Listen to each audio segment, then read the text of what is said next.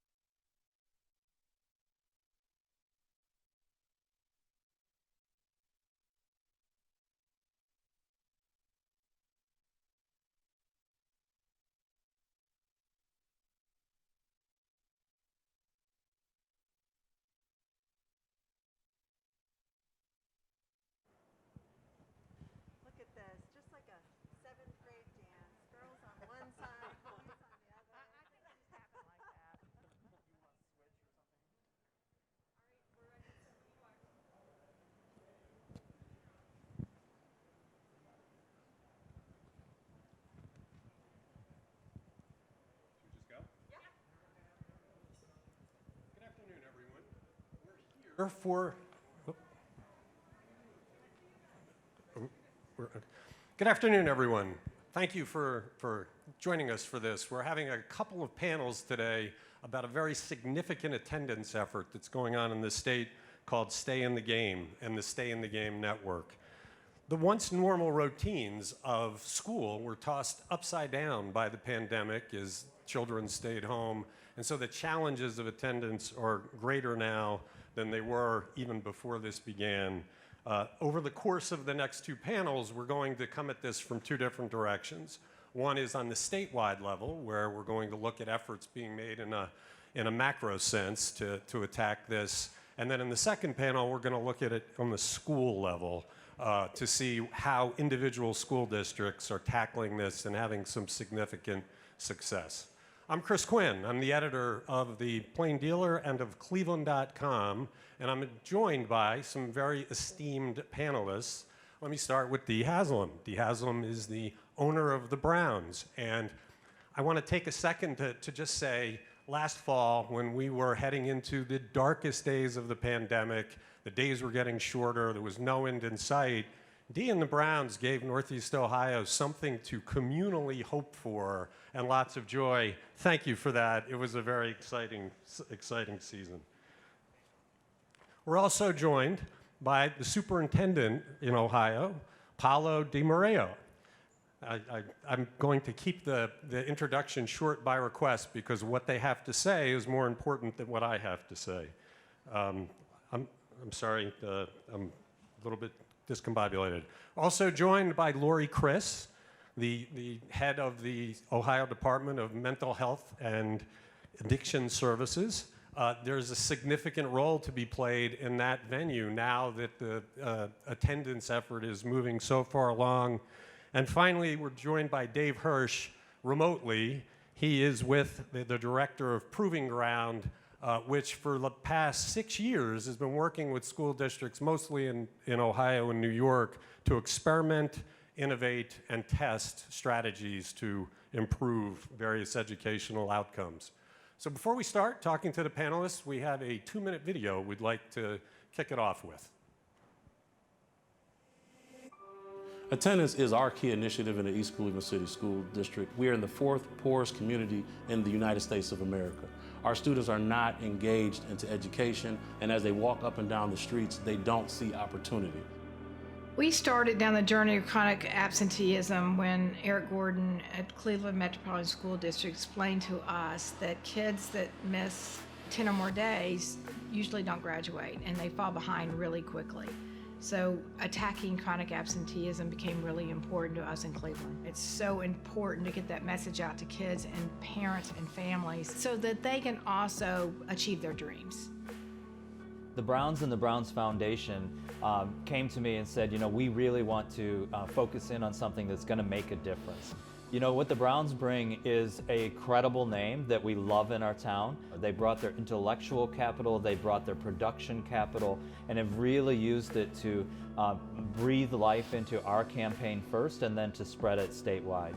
With them. It was just like little things. I tip like my hat that. to the Cleveland Browns Foundation because they got to thinking about, well, what if we wanted to expand this to a broader audience across the state? And that's where we came in. And since we had already been doing this other work with Proving Ground, we facilitated sort of putting everybody together because when we work together, we can be much more effective and have a greater impact.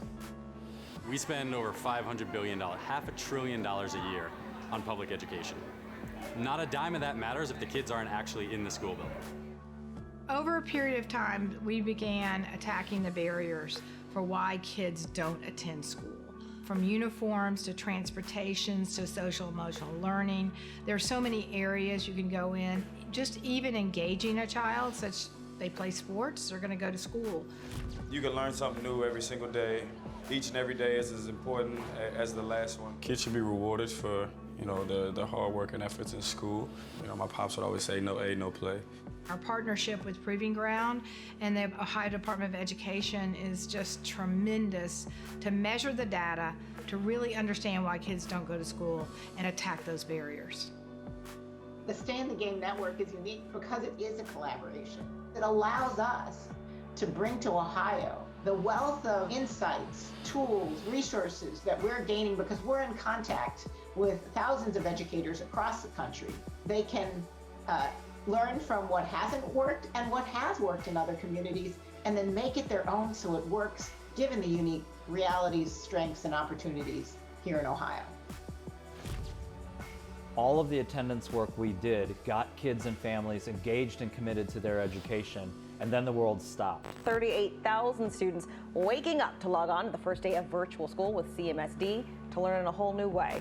What we have to really focus on as we go into this summer and into the next 1, 2, 3 years of the American Recovery Plan is how to quickly re-engage our kids and our families in a meaningful relationship with their school.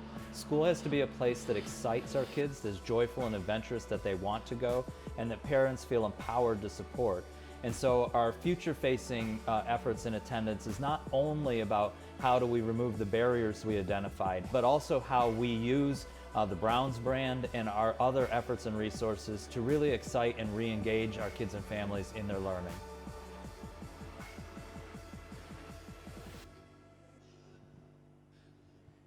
Okay, that's good stuff, and now let's get to the experts. Dee, when I first met you some years ago, after you'd come to town, you had an instant attention on education. And then soon after that, you were using all sorts of innovative techniques to boost attendance. But it gets back to the question, how does the owner of a football team end up on a panel talking about attendance in schools? Well, I think it's a broader question on why sports should be involved in the community. I mean, we strongly believe that our first job, obviously, if you're an investor or a partner in a sports team, is that you have to make sure you're winning on the field. I mean, that obviously that becomes really important to a community. And the second thing is you need to make sure you're taking care of the fans. But the third thing, and they're equally weighted in our eyes, is be involved in the community. I mean, knowing your fan base, knowing the needs of the community become critical to who you are. So I think you'll see, especially in the NFL and the MLS, since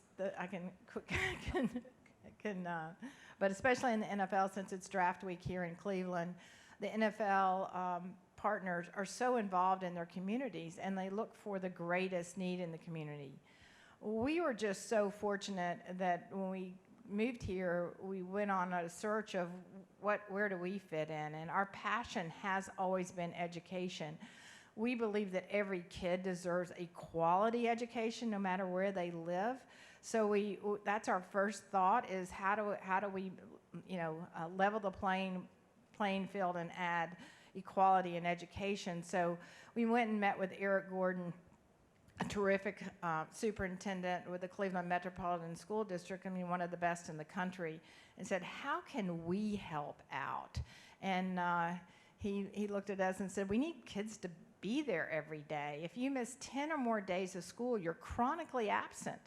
And if you're chronically absent, you're not going to learn how to read, and you're probably not going to graduate from high school. So when you think about that, it's just overwhelming to realize what needs to be done. And we said, well, what can we do as a football team? And he said, get the word out. Help us message it. So we did, and we got our players involved and our staff involved, and how we got the message out is to make sure you don't miss more than 10 days of school or you're going to be behind. And then went back to him and said, what are the barriers out there? Well, in Cleveland, a lot of these kids don't have enough uniforms, and they don't have clean uniforms, so the parents won't send them to school. So we partnered with Shoes and Clothes for Kids in order to get clean uniforms to the schools. So after that, when you think about looking around the state, there's 260,000 kids at that time. Paolo, I don't know how many now, a lot of kids that were chronically absent. And so we put together a strategic plan on what we could do or how we do it. And pretty quickly you realize that we couldn't do it by ourselves for sure and needed a lot more information. And we're fortunate enough to partner with ODE and Proving Ground in order to take it statewide and really make a difference. I just got to say that when you first had the success with the uniforms, it seemed like such a game changer, and it was non-intuitive. It really came down to give them clean uniforms and they'll come to school, and you made a difference. The numbers started to go up right away, and what you've done since just continues that. Paolo, let me turn to you. This is a seemingly simple question, but you know better than anybody the answer is anything but simple. Why is attendance so important to the success of a student? Yeah, I mean, you know, it does seem like a simple question, but it's fundamental, right? Because I think when we put together the state strategic plan, Each Child, Our Future, one of the key themes is, hey, look, this is a ticket to success. This is a ticket to your future, education is. And as Dee mentioned, it's such an important equity component, right? If we look at students who are challenged in terms of their situations in life, education is what can unlock doors to success. But you can only benefit from that success if you participate, if you engage. And it's not sort of, a lot of times we look, our old way of thinking was to look and say, well, what is not the student not doing or the family not doing? But now it's what are we not doing, or what do we need to do to create the conditions for that student to participate? Because we all know at the end of the day, and the statistics are so clear, they were in the video, Dee mentioned them, that if you miss a certain amount of time, the likelihood of you succeeding either in learning to read by 3rd grade or graduating is extremely low. And so let's grab that idea and really apply ourselves to unlocking the barriers, right? And I think that's the beauty of this partnership. Just as you said, we didn't really think about uniforms as a problem, but once we started talking and listening and hearing, okay, what are, you know, finally, oh, there's this thing. And I know Dave will talk more about Proving Ground and what they did, but this idea of trying things, getting immediate feedback on whether it's working or not, and then continuing to do the things that work and stop doing the things that don't work and changing gears and continuing to listen and identifying those barriers, that's what ultimately will make a difference. And so, by and large, what we all are striving to do is help kids engage, which has had a different meaning during the pandemic, but engagement all the same is ultimately what will lead to the learning that's necessary and will lead to the student success. But the whole definition of attendance has been redefined in the past 14 months. You would have never thought attendance would be anything but a child in the school, and now you have to form entirely new strategies for that. That's absolutely right. But at the same time, it's that notion of engagement. And that's one of the challenges that the education system has, is when students don't see the relevancy, they don't see the excitement, as Eric said, the joy of the learning experience, if they don't see that, then they're much more easily persuaded not to go to school, not to engage, whether it's virtual or in other ways. So then it falls on us as well to figure out what does it take to make that learning experience exciting, relevant, enjoyable, meaningful. And if we do more of that, in addition to things like uniforms or transportation needs or alarm clocks or whatever it is, that increases the likelihood that those students will be participating and ultimately get them on a trajectory to success. Lori, Criss, mental health and addiction. It's another non-intuitive kind of thing when you talk about attendance. How do those elements, how does dealing with those elements help with improving student attendance? Well, there's a couple of ways that we think about it. So first, thinking about the whole child experience in schools is such just a breakthrough idea for children and youth and families, and looking not just at academic achievement, which is certainly one of the most important things about the school setting, but really thinking about all of those, as we would think in the grown-up world, soft skills, right, that you develop. School is community for kids.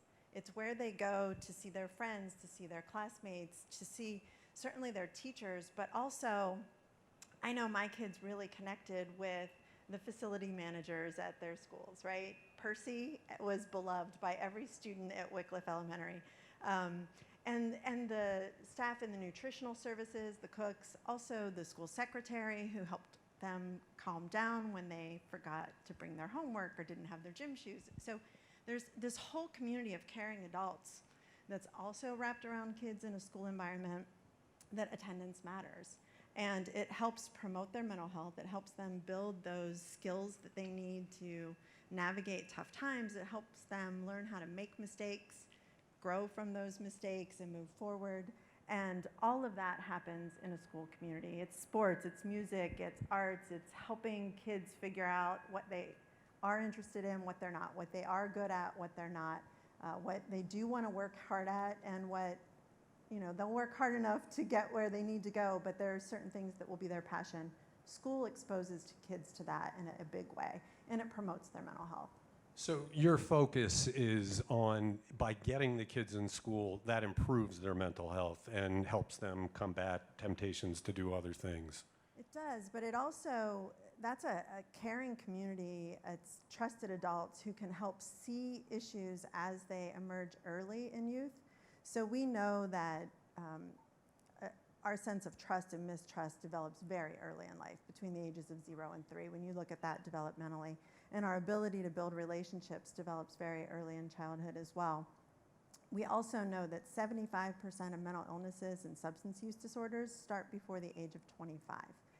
And it's very difficult to know the signs and symptoms of mental illness versus normal, maybe moodiness of adolescence, right? And so having a partnership that we've built out even more strongly this year through the pandemic, and new opportunities to help engage educators in understanding that, school staff, parents, guardians, family members, and we're continuing to grow that work so that we can intervene early, connect kids and families to the services and supports that they need so that they can attend and be successful in school as well. That's the other real beautiful part of this arrangement. It's all the partnerships. Yeah. The Browns Foundation coming forward, the strength of the state agency partnerships, the strength of the school and all of its staff, not just teachers, and then all the community organizations that become part of the overall initiative.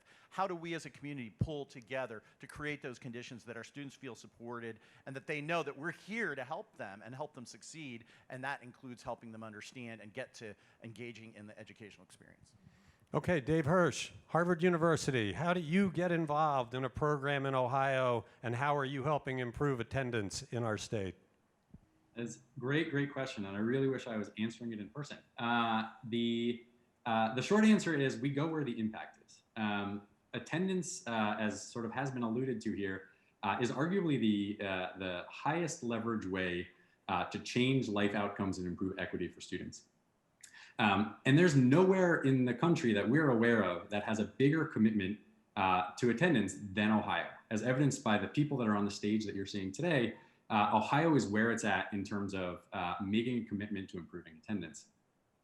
And sort of our role in this allows me to do one of my favorite things, which is make sports analogies. We're here at the draft, the NFL draft, and so I'll use that. And so in the NFL draft, right, draft picks are sort of your critical asset. They're one of the most important things to the success of a football team.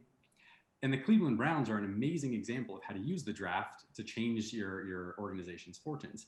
And one of the things the Browns have become sort of increasingly famous for is the degree to which they use analytics in advancing their goals.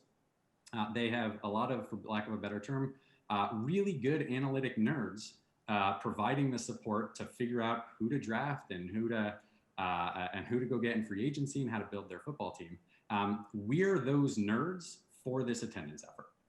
We're the folks who do the analytics to help, as Paolo said, figure out what works and what doesn't for improving students' attendance.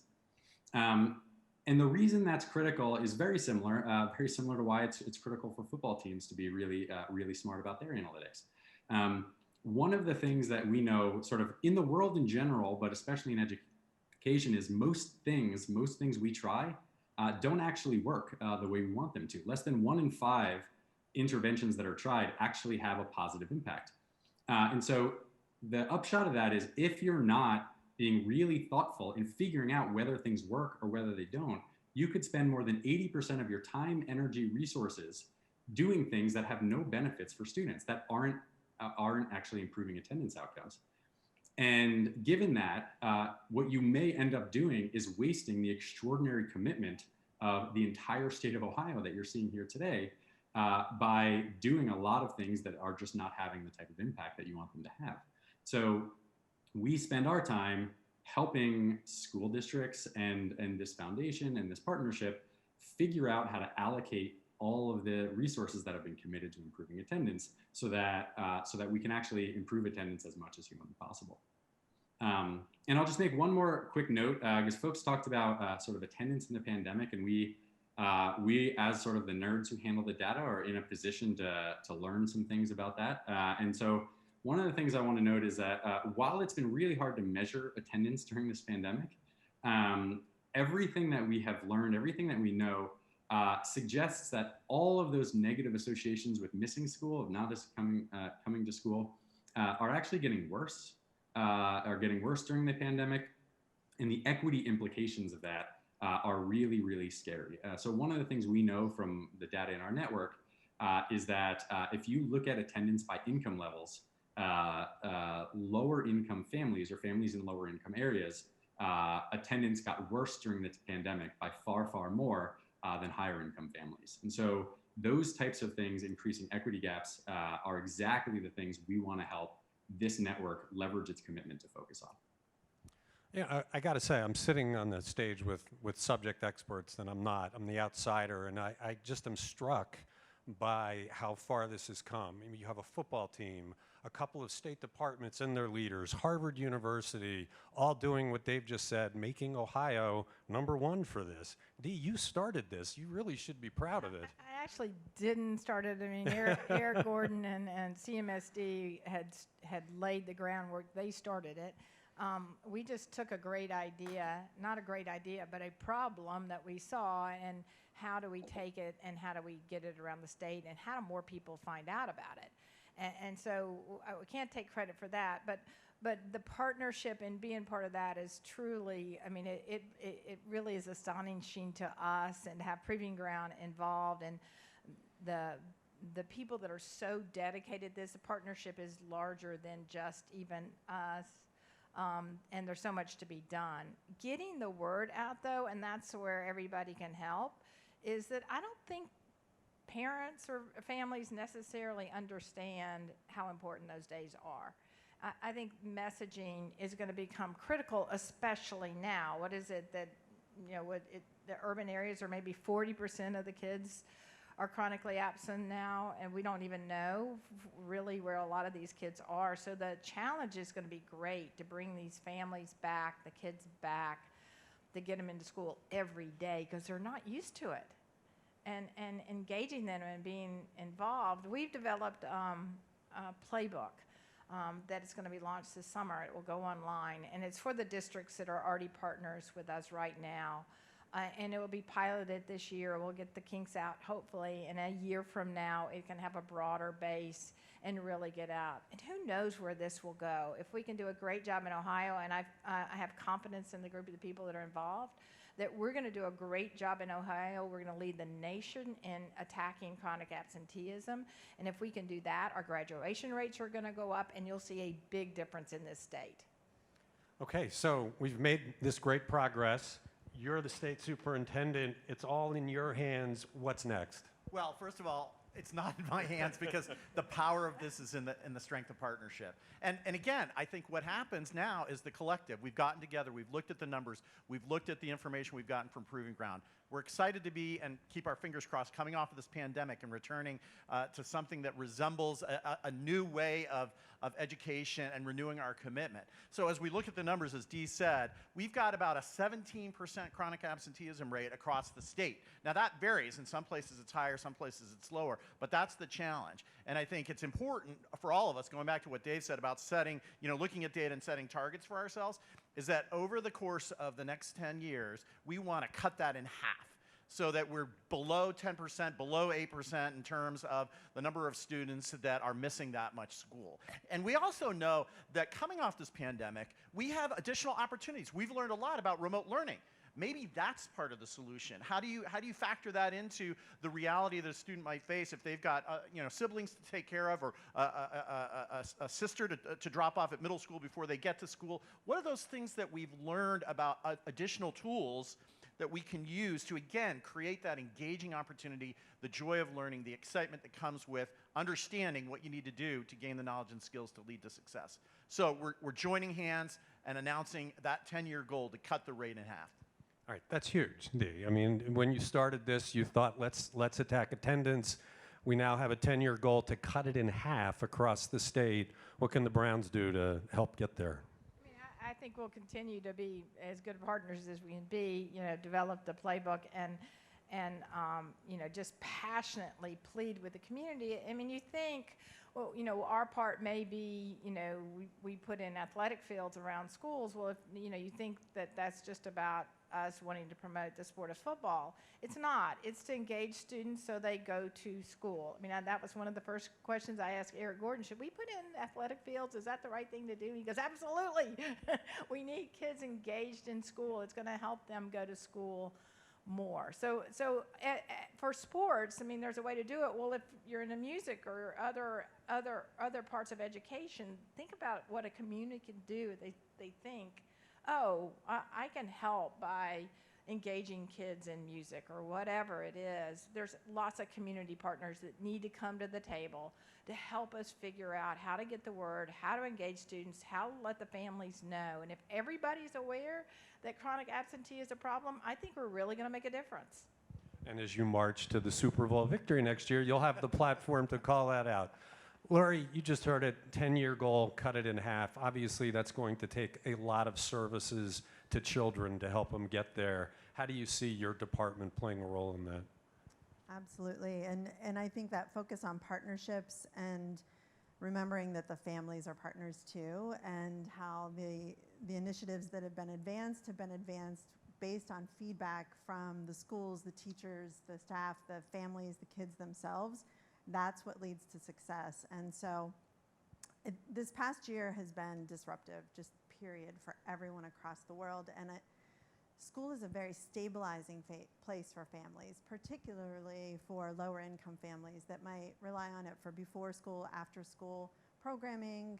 All families may do that, but also nutrition programs and the unpredictable nature of the pandemic itself and of the school schedules was really destabilizing for families. So recognizing schools in partnership with families, how not just understanding what the needs of the child are, but also what the needs of the family are to support that child and the success that Dee was talking about in reaching the goal that Paolo announced.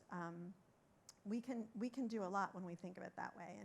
And technology can be a great opportunity, but if I'm a grandma raising a grandchild and I don't know how to use that PowerSchool app to look at my students' assignments, I'm going to need somebody to help me get that on paper and bring it home, right? So again, thinking at that individual level, and I know that our educators are so compassionate and focused on that, but building out that. And then we too are working around building out student assistance programs and an opportunity to help family navigate how to connect to the mental health and addiction services system. Whether it's for a young person who's experiencing challenges or for a parent who's experiencing challenges and needs that support in order to help get their young person to school. So we're building connections on those referral pathways, making help more visible. In the past year, we launched the Ohio Care Line, which is a 24-hour day, 7-day-a-week, professionally staffed call center. You call and you get a human being. You don't get a press one experience. And they are there to support people in emotional distress. It could be pandemic related. It could be just general depression or anxiety that they need support with. We've talked to over 6,000 Ohioans, linked nearly 2,000 Ohioans to referrals for services and supports through this line alone. And also been able to do some safety checks and crisis response as well. So building out more pathways to make it easier for families to say, I'm not okay, I need help, but also here's where you go for help. The scale of this is pretty enormous. Do you feel like your department has the resources it will need to scale it to the degree we're talking about here? Yeah, this is where it goes back to partnership, right? It's that public-private partnership, the collaboration with the community providers in behavioral health and healthcare, but also within our administration, there's 7, 8, 9 departments that are working together around how to support the mental health of youth and of all youth in Ohio, but particularly those who may be involved in multiple systems or struggling to achieve their academic goals. And the governor's commitment is really strong. He made a special pot of money available for success and wellness for students. The General Assembly's commitment is really strong because they appropriate those resources. We're going through a budget discussion right now, and I keep hearing those themes that we have to continue that focus. And a lot of schools are entering into partnerships with their county mental health infrastructures and with other healthcare providers, understanding that they have to address those needs and create that sense of care for students and students feeling a sense of belonging and knowing, right, that they can get the help they need when they need it, even if it's not a critical thing. A lot of times people feel like, I can't ask for help because it doesn't, my problems haven't reached a certain level. And what I keep saying, and I think Lori keeps saying as well, is that it doesn't matter. If you just feel like your anxiety levels are higher than normal or whatever, pick up the phone, find somebody you can talk to help you work through things or get the help that you need. And that's a huge piece of all this. And as we look at some of this data coming out through the pandemic, we know that most of us will weather this storm, and we will actually build skills and be stronger for the next challenges that come up in our lives. But about 30% of youth and adults are going to need some additional support, counseling, other recovery supports to help with their mental health and their physical health over time. And so making it, again, okay not to be okay and okay to ask for help, and having the connection to the Browns Foundation and sharing that message as well is just extremely powerful for Ohioans. It even has a name. It's being called the parallel pandemic, the mental health stress that affects. Okay, so Dave, you're the data guy. You're going to put cold water on this. Is this a doable goal based on the data you look at, and how can you help Ohio reach that goal? It's an ambitious goal, but it is doable. We were part of helping set that goal, so I take full responsibility if I'm wrong about this, but I really do believe that in the unique circumstance we have in Ohio, which is not just the educational community really focusing on this with Paolo, but also sort of leading community members, obviously exemplified here by Dee, being committed to this and putting resources behind it and focus on it, and then having access through our advisory board to the type of folks who can address all the barriers that can't be addressed inside the classroom. I think if there's one place where this can work, it's here in Ohio. Our role is just, again, to make sure that those resources are being allocated as efficiently as possible, because the goal is ambitious enough that if we're not being efficient about how we allocate those resources, it's just not going to happen. And that goes beyond just sort of the partners we work with effectively learning what is improving attendance and what's not.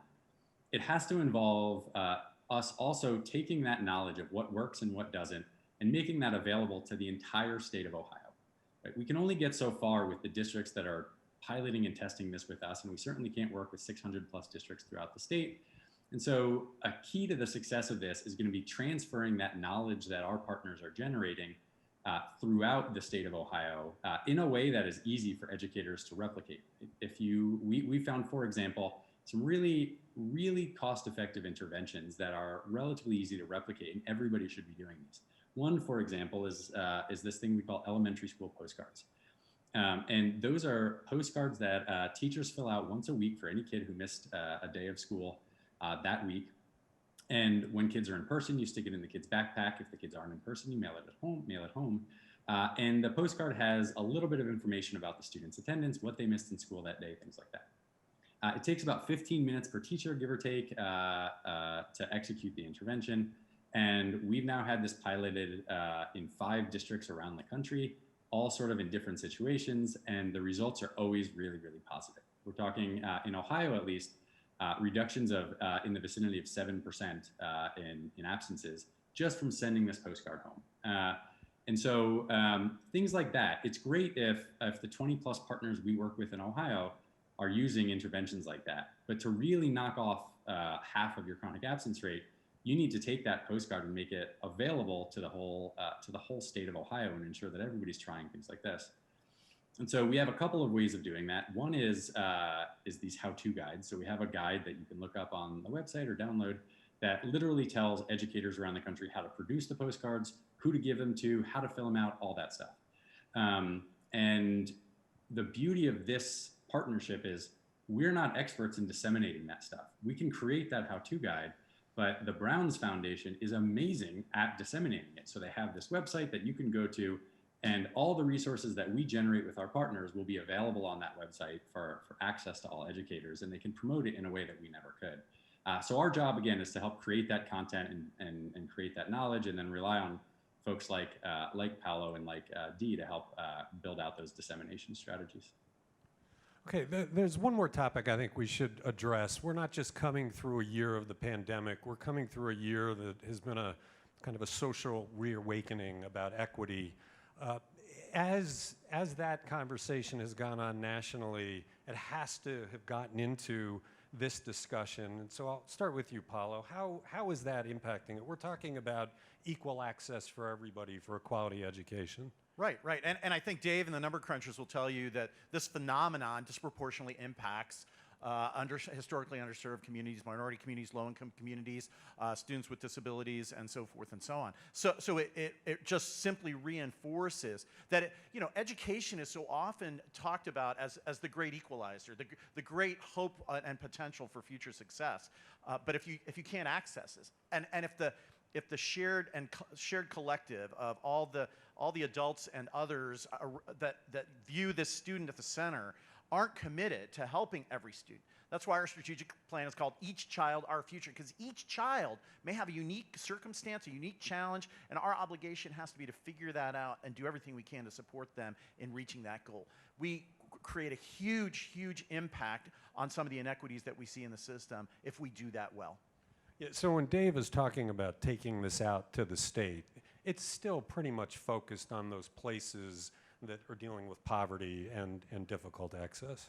Sure, but at the end of the day, almost every school district has some element of that. And so, again, this is where we can't let up and make sure that people understand the phenomenon. Because up until a few years ago, it didn't really click that this chronic absenteeism sort of thing was out there. We collected absence data and attendance data, and those numbers always look really rosy, right? Because they're all average. So you could say, oh, this district has 93% attendance. Great job. But then when you start distilling down to how that's arrayed, you had this clump of students that were out for a long period of time to balance against the clump of students that were there all the time, right? And it's like, well, wait a minute. We can't just rest on our laurels at that attendance rate. Let's look at this specific phenomenon of chronic absence and drill into it. So it's much more prevalent than most people think, and a lot of places that need to understand that we have to pay attention to this if we really want to make a difference. Lori, I can't help but think that what you focus on is going to be critical to meeting this goal, that the hurdles that the children face with all the non-educational parts of their lives are what impede a lot of the progress that you seek to make. And so it sounds like you're ready, you're raring to go, but it does feel like you're going to have a big responsibility here. Absolutely, and as we look at the social issues that you talked about, the racism that's been called out so loudly and clearly, the inequities, and looking at the data in rural Ohio, Appalachian Ohio, urban Ohio, we look at that through a trauma lens. So the experience of generations of poverty or generations of experiencing racism and what that can do from a mental health and wellness standpoint as well. And one of the things we know is that having champions like the Browns being involved matters. Having local, more personal champions matters too, and the connection between those two is incredibly powerful. So we find that solutions exist in schools and in local communities, and that it's not just the message, but it's also the messenger. And people are able to hear more about how to connect to services and supports when it's someone they know, they trust, they look up to as a hero who is encouraging them to do that. And that's why these partnerships are so meaningful. Well, I salute what you've all done. It's a remarkable collaboration. Thank you for joining us for this discussion. Thank you, Dee. Thank you, Paolo. Thank you, Lori. Thank you, Dave. We're going to take a 5-minute break and come back and look at these principles and how they apply on an individual district level.